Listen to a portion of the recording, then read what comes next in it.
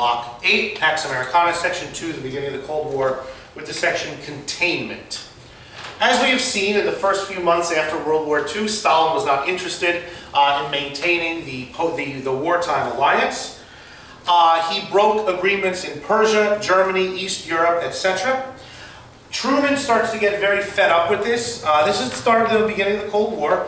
And in 1947, Truman's opposition to Stalin kind of takes on intellectual coherence. And it becomes known as the Containment Doctrine.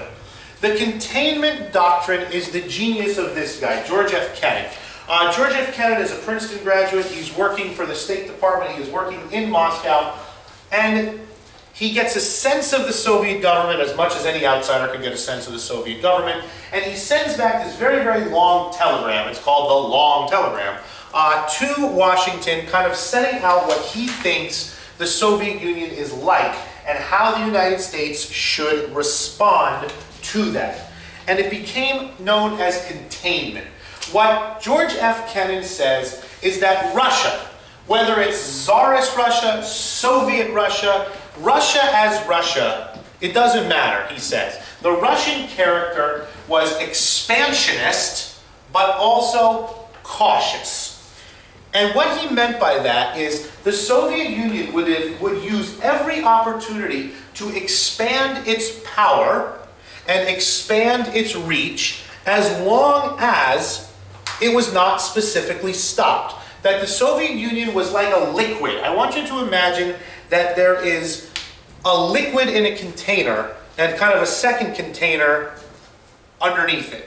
If there is nothing stopping the liquid from flowing into the second container, it will flow into it. And George Kennan said that the Russians or the Soviets are exactly the same way. That Soviet power will fill a vacuum. Soviet power will fill where there is no other power. Soviet power will fill anywhere unless it is specifically stopped.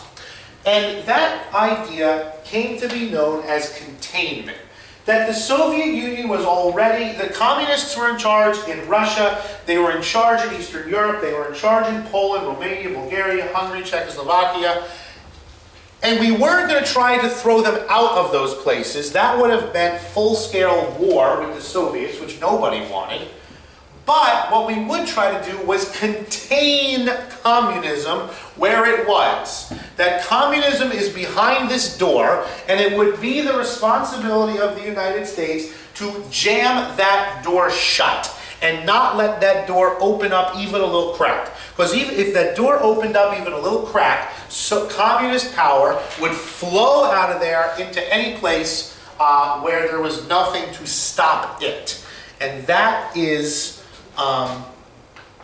the idea of containment.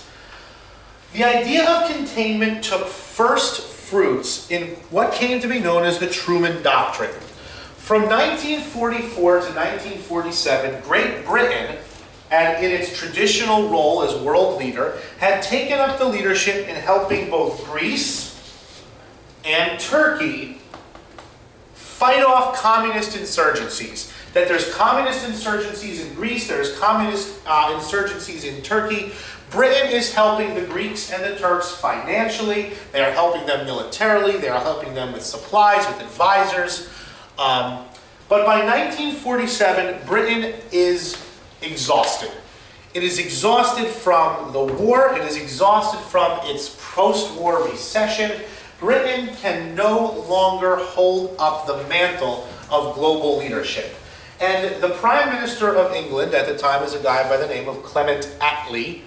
Attlee informed Truman that they were not going to be any longer able to keep up their commitments to Greece and to Turkey. And that without British support, Greece and Turkey would soon be overrun, in Attlee's mind and Truman's mind, by communists. Truman stepped in. He said, we cannot let the Greeks and the Turks become communist countries. He goes to Congress. And he asked for support with this long telegram, this idea of containment in his mind. He said, look, if there's no power in Greece and Turkey stopping communists from coming in. Communists will come in, and that's no good.